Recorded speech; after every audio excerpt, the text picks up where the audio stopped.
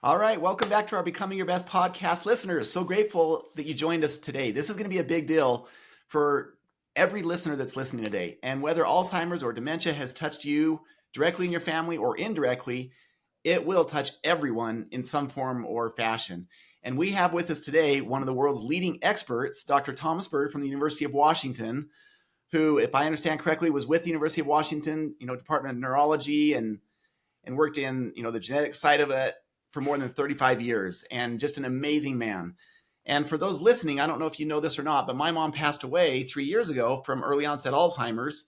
And Dr. Bird was instrumental in helping us get some genetic testing done. And, to all of our amazement, she was negative to almost every known variant. And that was a relief to us as the children. But the whole point is that this is a vicious disease that touches a lot of people in the world, and it's also very misunderstood.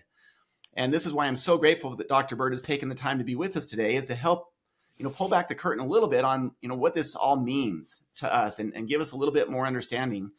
And again, I don't know if the numbers are exactly right. I pulled them off, the all-knowing Google. But if it's correct, it said 55 million people right now in approximately, 2020 have either been diagnosed with or dealing with some form of Alzheimer's or dementia. And by 2030, at least according to that study I read, it said that number could reach up as high as 78 million. So, big deal. And Dr. Bird, so grateful that you're here with us. Anything that you'd like to say about your background before we jump into, what's really important to our listeners, which is the brain health and everything related to that? Right. Thank you very much. It's my pleasure to be here. I'm always delighted to talk about this topic because it's so important and because it's been part of my career for actually 40 or 50 years. And so just in terms of my background, I wear two hats. This morning I have no hat on, but in fact I wear two academic hats, and one is a neurologist. I'm a clinically trained neurologist, and the other is I'm a medical geneticist. So my interest has always been in genetic diseases of the brain, and maybe we'll touch on a little later how that happens to interact with Alzheimer's disease. But your point is a perfect starting point, and that is how common the disease is. Millions of people have it, and the projection is for millions more to develop it. And that's largely because of its relationship to age. It's perfectly clear that the older the population you're dealing with, the more common is Alzheimer's. And something like, the numbers are something like over the age of 85, more than a third of people have dementia. And I'm using that term pointedly, the term dementia. Notice I just switched from talking about Alzheimer's disease to mentioning dementia. And if your audience comes away with anything this morning, I think the most important thing for them to recognize is the difference between the words dementia and Alzheimer's disease. It's very confused in the general population. It's confused in the media. And they really are two different terms. Dementia is the larger term, and dementia simply means a serious compromise of cognitive thinking and memory problems. And there are dozens and dozens of things that can cause dementia: toxins, poisons, head trauma, all sorts of things. And Alzheimer's disease is a more specific type of dementia. So it's one of the causes of dementia. Let me just turn this off. And when you read about dementia in the news media, you want to be careful to see, are they talking about dementia? Are they talking about Alzheimer's disease? And do they know what they're talking about? The background of Alzheimer's is really fascinating. If you just allow me to take a couple of minutes to mention that. Yeah, take whatever time you need. Where did that term come from? Well, what happened was about approximately 110 years ago, a neurology psychiatrist in Germany by the name of Professor Alois Alzheimer saw a patient who was actually 50 years old, a woman, who met criteria that we would now call dementia. She had loss of cognitive functions, loss of thinking, loss of memory, and it progressed and got worse. And he wore lots of different hats, and one of the hats he wore was he was also a neuropathologist. Hmm. So when that patient died, he was able to obtain her brain at an autopsy and look at her brain under the microscope. And he was amazed what he found. He found two things that he described and reported. And one of them was a thing called plaques. She had plaques in her brain. You talk about plaque on your teeth. It's just an accumulation of stuff that shouldn't be there. And so she had these lumps of plaques in her brain and had thousands and thousands of them.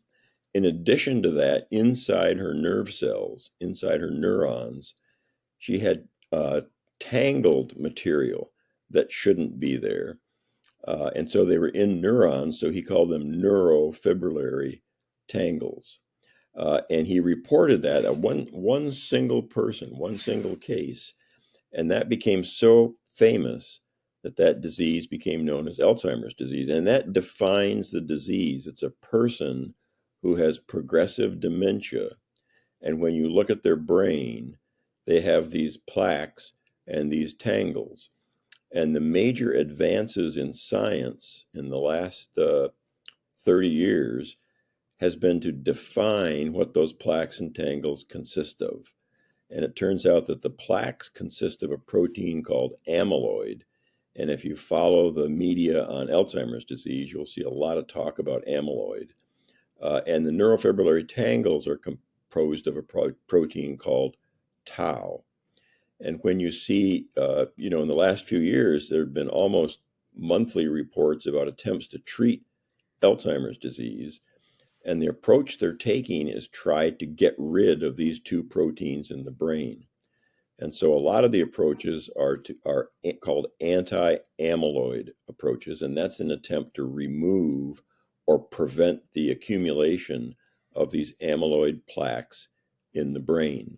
And for more than a decade, those approaches were unsuccessful. They were negative studies, negative, and people became quite frustrated. But in the last 2 years, there have actually been two positive studies. Hmm. There have been two studies that are attempting to remove amyloid from the brain. They seem to do it, and it has slowed down the progression of the disease, at least statistically. It doesn't cure the disease, it doesn't stop the disease, but it slows it down a little bit. And so there's a lot of enthusiasm about continuing that sort of approach. It requires intravenous medication.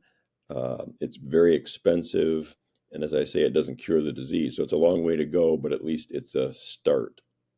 So that's the key thing, is to understand that dementia is the larger category, and it simply means confusion, cognitive problems, loss of memory.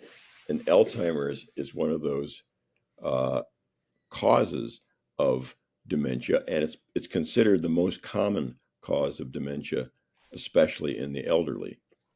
And the two things that correlate with the frequency of Alzheimer's disease, or your likelihood of developing it, are two things, and that's age. The older you get, the more likely you are to experience it, and genetics.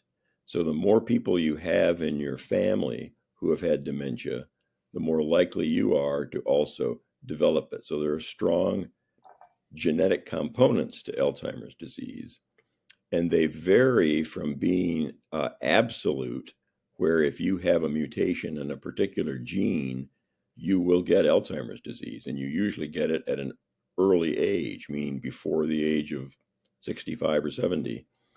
There are other genetic factors that don't cause the disease, but if you happen to have them, your risk goes up.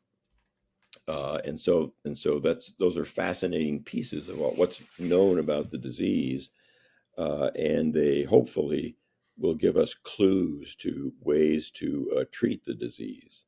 The genetic forms are quite rare. The ones where they're caused by a specific gene represent about 1% of all Alzheimer's disease. So they're not at all common. Mm. But if you happen to have it in your family, your risk goes way up. And Uh, on and this note, Dr. Bird, yeah, this was a real gut check for us, because when I talked with you 5 years or so ago, when my mom was tested, and we had her do whatever blood panel it was that you recommended, yeah, and if I remember right, you said, "Hey, just so that you kids know," meaning there's 6 of us children.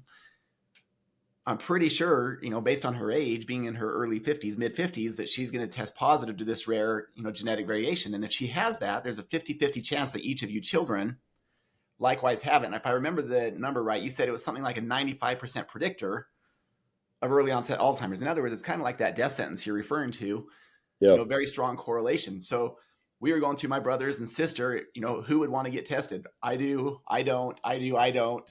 yeah, And surprisingly, she came back negative to all of those, which kind of left it as a mystery to us as to why she ever had that. She did get right. a pretty significant virus, her and her sisters, when they went to Cambodia and Malaysia. And, that sickness lasted for a year. And we wonder if that had something to do with it. But, I don't know. So this is kind of a fascinating topic, isn't it? I mean, for as much as we do know, there's still so much it seems like we don't know. Um, and A huge amount is unknown. I talked about those two proteins that accumulate in the brain, the amyloid and the tau. But in fact, no one knows why they're accumulating. What is it? Why do some brains accumulate it and others don't? And if you happen to have the genetic variety, that's an explanation. But for the vast majority of people, they do not have the genetic variety. And so, why is it accumulating, and why is it not accumulating in other brains? And that's simply unknown. And can I that ask you a gets a question? little, Can I ask yeah, you a question that builds on that? yes, yes. I'm curious to hear your perspective on this, having been, your life's work on this. Alzheimer's, as well as, heart disease and other things, just seem to have skyrocketed since the 70s. I don't know if that's directly attributed to, the diet that we have or what it is, or is it just that we're tracking these more than we used to track them? What is your opinion on that? I mean, is there a correlation with, where we are today over the last 50 years in our diet with processed foods, things like that? Or is it just that we're tracking better than we used to and it's been this way always? Yeah, good question. And you're asking me to guess, and so I will guess. It's my personal opinion. I think the major factor is the aging of the population. So when I started as a doctor, uh, more than 50 years ago, you hardly ever heard of a person living to be 100 years old. That was a big deal. And if Mhm. somebody lived to be 100 years old, they would get their picture in the paper and they'd have a big birthday celebration. It was a huge deal. You just didn't see it very often. Nowadays, 50 years later, that's not so rare. You can go to any retirement home or nursing home in the country, and you'll find somebody who's 100 years old.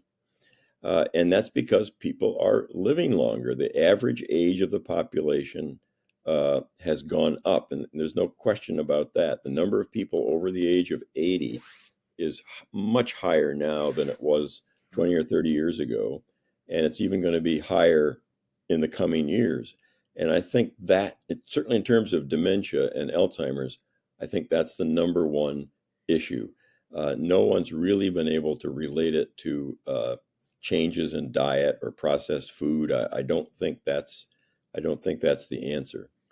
But it does raise the question of, are there things you can do to prevent dementia? And I use the term dementia now because there are other causes of dementia beside Alzheimer's disease. Yeah, And it's that's a good clear that reminder. I keep interchanging them as if they were the same thing, right? yes, And so you're distinguishing Alzheimer's as being directly related with age, but what you're about to lead into is that dementia can have a lot of other potential causes. Is that right, correct?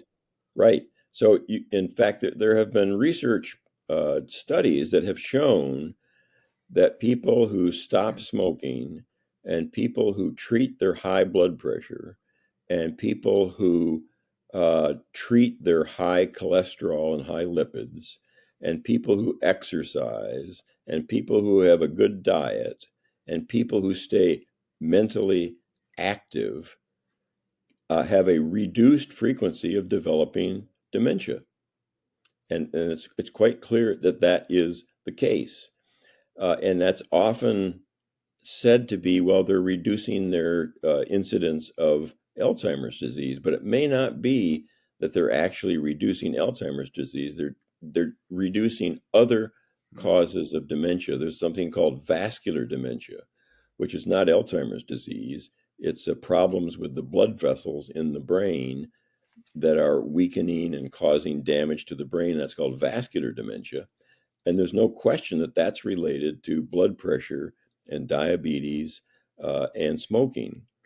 And so if you treat those kinds of things, your blood vessels are happier, your heart's happier, and your chances of developing dementia actually go down. It's probably not Alzheimer's disease that's going down, but who cares? If you're preventing your chances of developing dementia, that's important. So those things do help, and they are recommended, but they may not actually be affecting Alzheimer's disease. It may be other kinds of dementia. And So that reminds me to mention that Alzheimer's disease doesn't stand alone in these diseases that affect older people. It turns out there's an overlap between Alzheimer's disease and Parkinson's disease. hmm, There's an overlap between Alzheimer's disease and ALS, Lou Gehrig's disease. There's an overlap between Alzheimer's disease and another kind of dementia called frontotemporal dementia. Uh, Bruce Willis, the actor, apparently has frontotemporal dementia. So that's another cause of. So the proteins that are accumulated in the brain in Alzheimer's also accumulate in different places in different diseases, and so there's actually overlap. For example, people with Parkinson's can become demented, and that overlaps with Alzheimer's disease. People with ALS can develop problems with their memory and thinking, and that overlaps with Alzheimer's disease. So it's quite complicated, but it's possible that finding a treatment for one of those may affect Alzheimer's, and finding a treatment for Alzheimer's may affect those others. So it's a fascinating topic. yeah, it sounds like they're close cousins in many ways, and Yeah, that there is a lot of overlap. So right, there's a lot of people listening to this, Dr. Bird, say who are in their 30s, their 40s, and there's this tendency, at least I was there, I was a fighter pilot for 11 years flying F-16s, and I think there's this tendency to treat our bodies maybe kind of like a car. In other words, unless there's a clunking or unless there's an abnormal noise, we just keep driving it many times, rather than being very proactive about, changing the transmission fluid and the oil and so on. yeah, So with our bodies in the 20s and 30s and maybe even early 40s, many times they seem to run pretty well. Not always, but to your point, the majority of people don't have major issues at that phase in their life. right, And so, hey, whatever, I'll just eat anything I want. I don't need to exercise until all of a sudden things start to catch up with us. And so I guess my question where I'm going with that is, someone in their 20s, 30s, 40s, what are things that they ought to be thinking about really to be cognizant of this kind of stuff coming down the road? What are things that they probably ought to be thinking about and doing at that phase? And then I'm going to shift the question to, 50s, 60s, 70s. What are things that people can be doing and thinking about? And there's probably overlap in those answers, but let's start with the younger group, 20, 30, 40s. What does that group ought to be thinking about or doing? yeah. So they need, as you say, they need to be checking their oil and their transmission fluid rather than just ignoring those kinds of things. And what that means is taking care of your general health. And there are things that seem simple, although for some people they're actually difficult. And examples of that would be smoking. It's perfectly clear that smoking is bad for your health and it's bad for your brain. And the same goes with alcohol. If somebody is drinking alcoholic beverages to excess, that's not good. Another thing is your weight. Keep track of your weight. Obesity leads to all kinds of problems, and you want to take care of that. And then have health checkups from from time to time, and particularly check your blood pressure. Hmm. High blood pressure can occur at any age, And if your doctor says you've got high blood pressure, which is also called hypertension, you need to keep track of that. And if it's too high, it needs to be treated, and it can be treated. And so that's important. The same goes with diabetes. You get your blood sugar checked. And if you develop early diabetes, you want to treat that. So being proactive, finding out about those things and treating them early probably makes a very big difference. And those same things go for uh, people in middle age, people in their 40s, 50s, and 60s. The same thing goes, except that things like high blood pressure are beginning to be even more common. Diabetes is beginning to be more common. So you need to be sure you find out whether or not you have those conditions. And if you do, treat them. And Mm. probably the same thing probably goes for high lipids, high cholesterol, and high LDLs and things like that. You want to, if your doctor says these ought to be treated, go ahead and treat them. One of the things that's not clear at all is the whole business about diet. Mm. And there are certainly bad diets, but whether there's a specific diet that prevents dementia is not so clear. People talk a lot about the Mediterranean diet, but I think there's general agreement that uh, large amounts of red meat, large amounts of fats, large amounts of carbohydrates are not good. You want to keep those to a minimum and emphasize fruits and vegetables. And I think that's true. And I think that's also good for your general health, and it may be good for brain health as well. Can I ask you a question on that note? And I don't know if Yeah. you're familiar with this. I just happen to be listening to the book right now, The End of Alzheimer's by Dr. Bredesen, the Bredesen Protocol. Are you familiar with Yes. that by chance? Yes. What are your thoughts on that?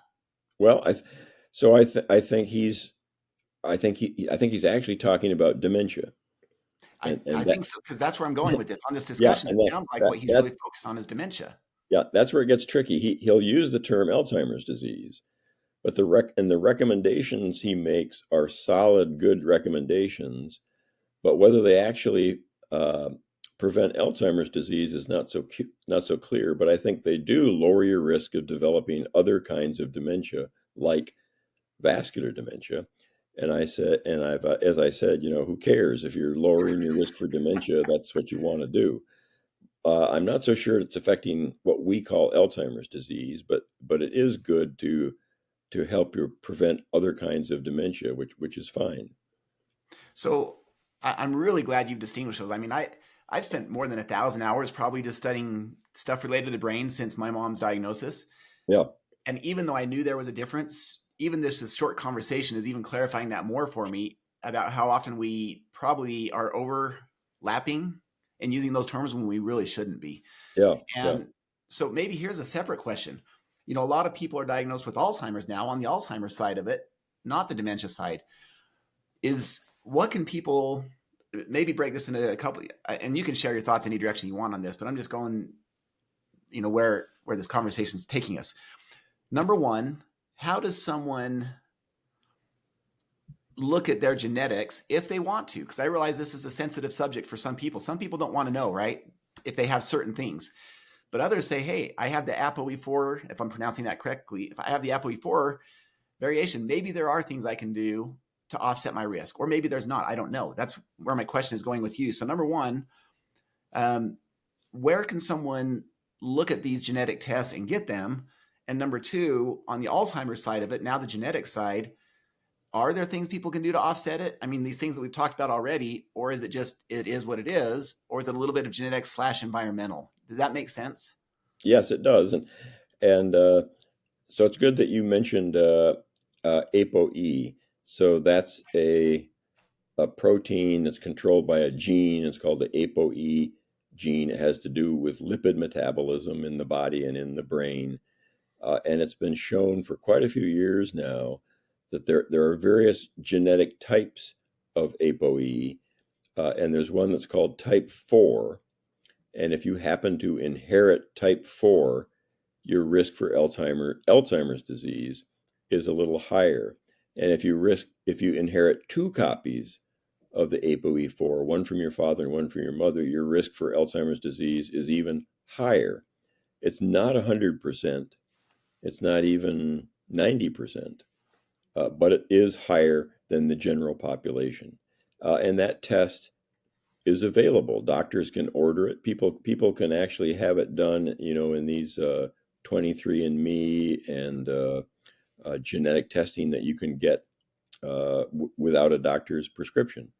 Yeah, they ask you specifically if you do or do not want ApoE, but if you say you do, they'll do it. You can find out if you have the ApoE4 genotype or not. To me, there are a couple of problems with that. One is that can scare people Yeah, because for if sure. it comes back positive for ApoE, they think, oh my God, I'm going to develop Alzheimer's disease. And that's not true. You can have ApoE4 and not develop Alzheimer's disease. It's not a one for one relationship. It just increases your risk a bit. Uh, but then to me, it's a little bit silly to say, "Oh, I've got that, so I need to take care of my health." I think I think people should take care of their health whether they have ApoE4 or not, right? Back to the dementia discussion, right? Yeah, Because it's yeah. going to help So either right, way. so you need to do those things. Maybe having ApoE4 makes them try a little harder, but you should be aware of and take care of your health whether you got ApoE4 or not. And you shouldn't become depressed and unhappy and give up if you do have ApoE4. And also, if you don't have ApoE4, you shouldn't say, "Oh, there I go. I can smoke and drink and be wild and gain 100 pounds, and I'm going to be fine." That's not the case either. So I think people have to think carefully about it and not overreact to the test one way or the other. Can I ask another question related to genetic testing? To your point, and having watched my mom go through this, I got the 23andMe test, and then I uploaded my raw data to a place called Nebula Genomics, and I'm sure there's others, multiple places like that. But for me, that was more confusing than it was helpful Yeah, because it was showing these different tests that were almost conflicting in what they were showing. It just wasn't helpful to me. So I don't know much more about Nebula Genomics other than that's just one of many that are out there. And yeah, for me, it was more confusing than it was helpful as it had these different interpretations based on studies. So I guess my question is for all these people listening out there, number one, why get genetic testing done? What's the benefit of doing that or not getting it done? And what's the benefit of not getting it done? I mean, you just alluded to one, it's not going to freak some people out, yeah. but why get genetically tested? Like, what's the advantage to doing that? And 23andMe is the basic one, right? That's the ApoE4. There's Yeah. obviously others that, like what you had my mom do at the University of Washington, that have much more detailed panels. So, what's the advantage to getting that done versus not? Right. So the ApoE4 is the only one that's generally available. And we've just talked about that. There are reasons you might want to do it and reasons you might not, and you have to be careful not to overinterpret it. The other genetic tests, so as I mentioned, there are some genes that have been identified. And if you have a variant or a mutation in those genes, the chances you will get Alzheimer's disease goes way up to like greater than 95%. There are three genes like that. They're called presenilin 1, presenilin 2, and APP. And there are families that have mutations in one of those three genes, and they have a very high risk for Alzheimer's disease. Those families, as I mentioned, are very rare. It's less than 1% of all Alzheimer's have those genes. And the tests are not readily available. You can't get those tests through uh, 23andMe and those other kinds of general commercial labs. They have to be ordered by a physician from certain genetic laboratories. You just can't get them willy nilly. And the only reasons you would do that are two. One is if your family is full of dementia. Mm. And then you should talk to your doctor. And by full of dementia, I mean, for example, if you have two or three generations where there are five or six people with dementia, that's more than usual. And that would be a good reason to get those genetic tests done. The other is age, and that's what you dealt with your mother. Those mutations in those three genes tend to produce early onset Alzheimer's disease, frequently with onset before age 60. And in some people before age 50, there are people who get Alzheimer's in their 40s, and they're much more likely to have mutations in one of those genes. So if you have very early onset, or if you have a very strong family history, you should talk to your doctor about the possibility of ordering one of those rare genetic tests. But other than that, they're not available, and I wouldn't do it. And if you just have one family member, like a father or a mother, or an aunt or an uncle with dementia or Alzheimer's, it's not worth doing it. And what you really need, if you do one of those tests, is you need someone who has the disease. Because if you're testing people in the family who don't have the disease, who are not demented, they may be negative, but the gene could still be in the family and they just haven't inherited it. So you have to have somebody who's got the dementia and get a blood sample from them, and that's the person that you have to test, because you have to go where the dementia is to find those positive tests. But as you discovered, you can meet the criteria of having really early onset, like 50, and you still may not have a mutation in one of those genes. But there's something unusual about having dementia that early. And so it may well be that there's a genetic factor, and it's a genetic factor that we haven't discovered. Would you And consider that? I mean, if using that, I just know several people that are also in a similar situation, although they're a little bit later. And I don't want to spend too much time on this because it is such a small subset of the population. yeah, But in that case, where there isn't a genetic propensity or variation, but someone is diagnosed with it at say 50 or 55, is that what you would call, say, extremely rare, very rare, rare, to so not have any genetic? 50-55 is rare and unusual, and so you need to be seen by a neurologist, and they first of all they need to come to the conclusion of whether it really is Alzheimer's or not. It could be one of these other kinds of dementia. But one that I mentioned was frontotemporal dementia. That actually is that kind of dementia is more common in the 50s and 60s. Hmm. So the person may be demented, but they may actually not have Alzheimer's. They could have frontotemporal dementia, and there are tests and MRIs and PET scans and so forth that can sort that out. Another one that we didn't mention is called Lewy body dementia. You may hear about that. There are people who have Lewy body dementia. I have a person in my family who has Lewy body dementia. And that's the overlap with Parkinson's disease, and that's not Alzheimer's, but that can occur at a relatively early age. So if you got an early onset dementia, you need to be seen by a neurologist, and they need to sort out what kind of dementia it's likely to be. And then if they decide it's probably Alzheimer's, and you're 50 years old or 55 years old, I would say that's a point where you need to check those rare genes to be sure whether or not uh, you happen to have that or happen to be in your family. Yeah, And great. for example, I've seen people who had no family history of it. They had the onset of dementia at 48. They had no family history of it. And then we discovered they were adopted. Oh, wow. Hmm. And so, all bets are off. You don't know your family history. Wow. Yeah. Uh, and so that's another reason for getting the genetic testing done if you have early onset disease. So here's maybe a final question. And boy, we could go for 2 hours talking about this. With what's coming down the road related to either dementia or Alzheimer's, what are some things that you see? You're right on the leading edge of research in many cases. So what are some things that you see coming down the road that might have an impact in a positive way on dementia or Alzheimer's? Well, in terms of treatment, there are for Alzheimer's, there are two major approaches that are being used. One, as I said, is trying to reduce the amyloid plaque in the brain. And there have been some recent modest successes at that, but any success is excellent. And so it looks like that's a pathway that researchers and drug companies are going to continue to approach to try and find things that bind to and remove the amyloid plaque in the brain. But it's also clear that that's not enough. So another path is to go after that other protein, and that's the tau that's in the neurofibrillary tangles.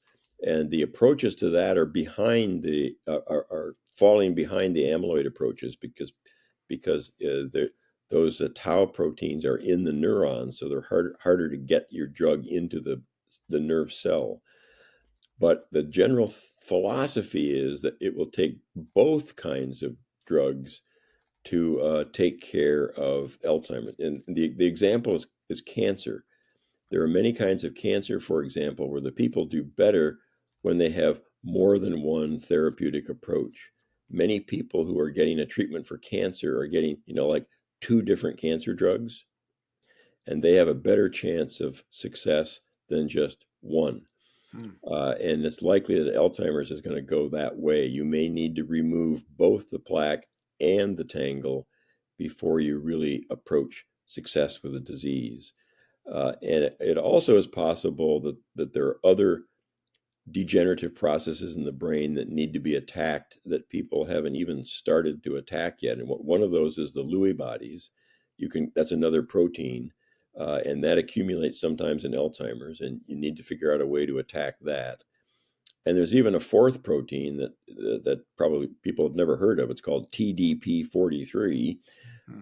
but it's a hot topic in the Alzheimer research field. And that's another protein that's accumulating in the brain. And people are beginning to think about trying to remove that as well. So there are multiple approaches going on. It takes time. It's very expensive to do appropriate clinical studies. It's very expensive to come up with the treatments. And so the time factor is huge, but it's well worth it. And I think particularly a combination of the government and National Institutes of Health and the Veterans Administration and drug companies need to get together and keep pursuing this because the disease is so devastating and it's so common. Yeah, so maybe I keep saying last question, but I just think this is such an important topic. So maybe we'll go for just a few more minutes if that's all right with you, and then we'll wrap this up. Yeah, But I please. had another question, and it's been interesting, and I don't know if this is COVID related or what it is related, but it seems like a lot of people I've talked with, especially since COVID, which I don't know if that has anything to do with it or not, um, have seen an increase in things like brain fog, head pressure, just things like that. Yet they haven't seen cognitive decline, but they've seen other things like head pressure, like I'm talking about that brain fog and Yeah, just, not quite being able to put your finger on it, but just saying, it's just not quite right.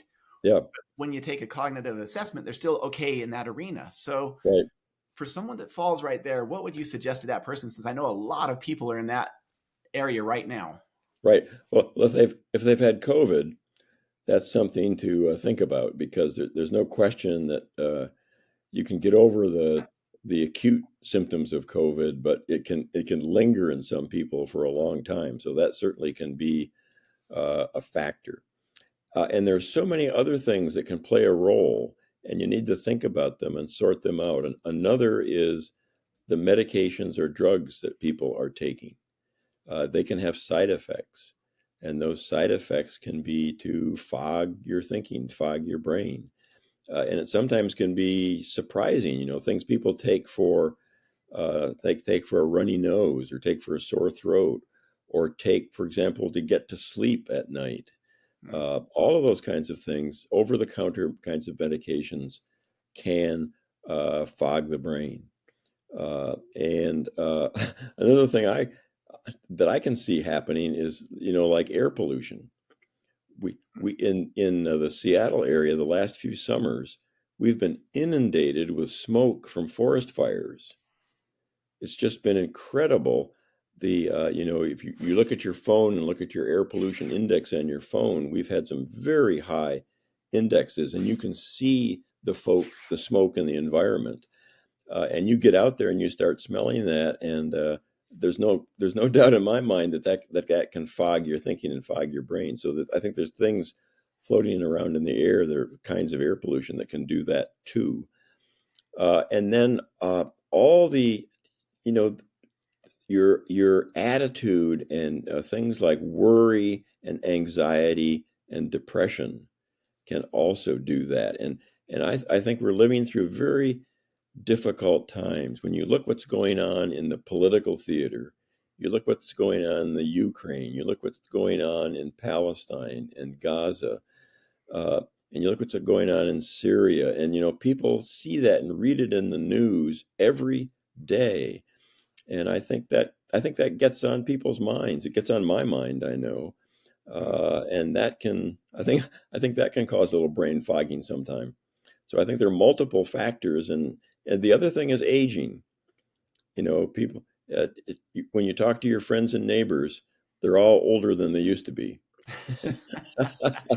Where and where would you and say, because you're also a neurologist, where would you say though is a typical time where aging might play a role in that? Even though I know that it's still possible to have a healthy brain, where do you start to see people complain about that more often? Is that just too general of a question I even? think it's too general. There are people in their 40s. I see people in their 40s that worry about it sometime, and they probably shouldn't. And I have friends who are in their 90s, and their brains are just as sharp as you can imagine. They're reading, they're writing, they're still occupied. Sometimes they still have their jobs, and I'm amazed to see these people in their 90s doing so well. So it can happen at any age, but people in their 70s and 80s, I can tell you for sure, start to complain. And a particular common complaint is forgetting names. And I'll have this. I experienced this myself. I will meet somebody on the street, and I'll know who they are, and I can tell you their age, their occupation, where they went to school, the last time we had a conversation. I just know them really, really well, and I can't think of their name. And Uh, that's very frustrating. But I talk to my friends about that, and they all experience that. So there are certain things like that are pretty common, and I don't think although they're frustrating, they're not as serious as they may seem. well, I think a lot of us can relate to that, right? Yeah, right, exactly. Well, okay. So as we get ready to wrap up here, Dr. Bird, is there any place where, I mean, and this is one of the challenges, and here's what the premise for maybe this final question is: when we knew that my mom was going to go down this track, it was like there was this overwhelming abundance of information, but yet no place to start. Yeah, 8 million websites, but it really is just like, over inundation of information, and to the point where it's like, well, where do I even start? yeah, So if someone's curious about learning more about dementia or Alzheimer's, now notice I'm using those not I'm separating yeah, those now. I've learned. right, right. Where's a good starting point for someone to really learn more about those because of the I, inundation so of I, information? yeah, I think the best is, there's a National Alzheimer's Association. It's national. It's very good. They have a lot of good people affiliated with it. They support research. They have a lot of information. They have a website. They have brochures and booklets. And so that's the place I would go, is the National Alzheimer's Association. I think that's the first place to stop and look for information. And most of them have local chapters. Hmm. So many cities, and even small cities, have a chapter of the National Alzheimer's Association. And you can often look them up. I used to say look them up in the phone book. I don't think we use phone books anymore, but they're locally available, and you can find them when you Google them. And your local city probably has a chapter of the Alzheimer's Association. Okay, that's a great starting point. So National Alzheimer's Association, search that up. And I think I actually get a weekly email from them as well, because I Hmm. joined their email list, and they have some great stuff. They just share, what's some of the latest on research, clinical trials, and Yep. it's just And a if really you're really concerned about the disease, and you're worried you might have it, or you're worried somebody in your family might have it, you can go to those Alzheimer's associations. Also, most of the large cities around the country have something called Alzheimer's disease research centers.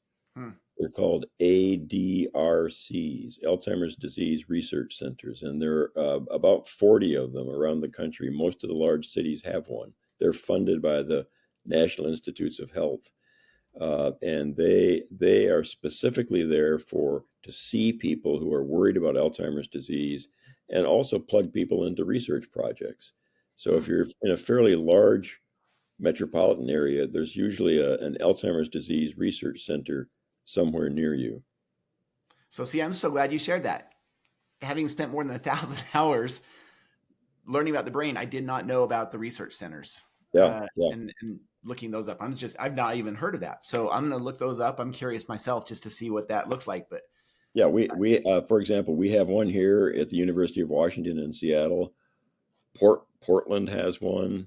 I'm pretty sure Salt Lake City has one. San Francisco has one. San Diego has one. Los Angeles has one. And the cities back west and in the Midwest, they're all there. As I said, there are about 40 of them, and they're spread all over the country, and they're just called ADRCs, Alzheimer's Disease Research Centers. well, Dr. Bird, thank you so much for being on this podcast. This was fascinating, enlightening. Any final comments or words before we wrap up? No, I think if people are concerned about dementia, they should be. It's a good thing to be concerned about, both for themselves and their family members, and for society as a whole. But don't get too concerned. Don't be too worried. If you forget somebody's name, don't get too worried about it. Well, it's been an honor having you here, Dr. Bird. Thank you for sharing what you shared to our listeners. Hopefully this has been helpful to you. As I started out, I'm going to finish with this.